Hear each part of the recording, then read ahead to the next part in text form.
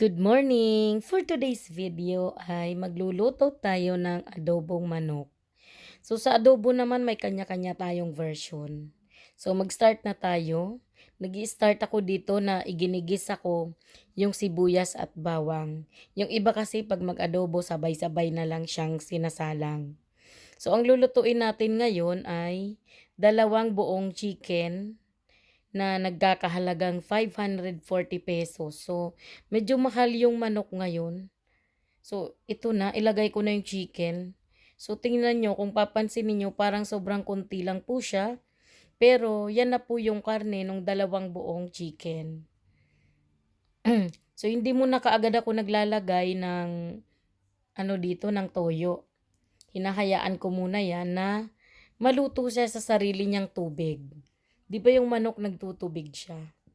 So naglagay lang ako diyan muna ng ground black pepper. So medyo dinami-damihan ko yung ground black pepper na nilagay ko. Pagkatapos yung peppercorn, yung pamintang buo. So naglagay ako diyan. Tagdo-dos lang ata itong balot nito, dalawa yung nilagay ko. So naglagay na rin ako ng laurel leaves.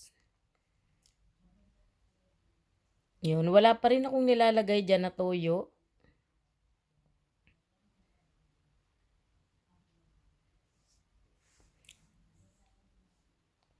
Ayan, hayaan pa natin siyang maluto sa sarili niyang tubig. Ayan, nagtubig na siya. Wala po talaga akong nilagay diyan na tubig, pero gano'n na siya.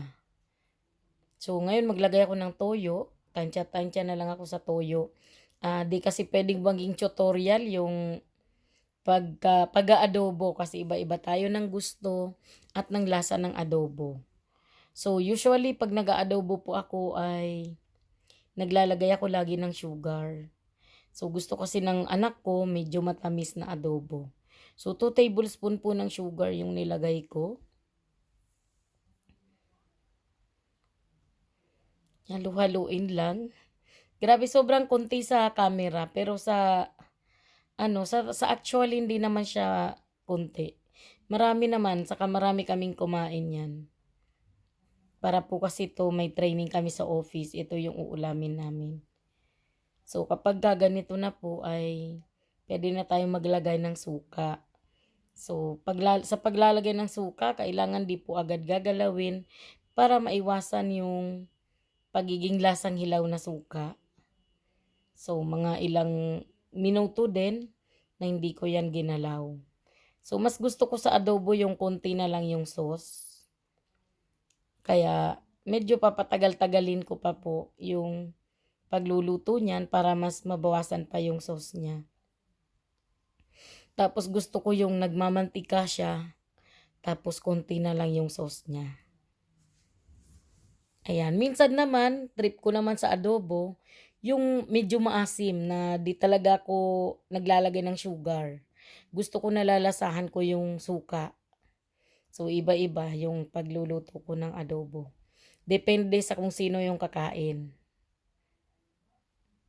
Ayan, tinutuloy-tuloy ko pa rin yung pagpapakulo sa kanya kasi gusto ko mas mabawasan pa yung sauce.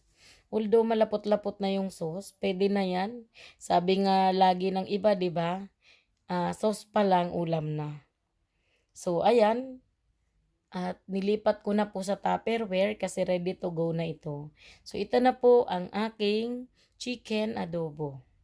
Thank you so much.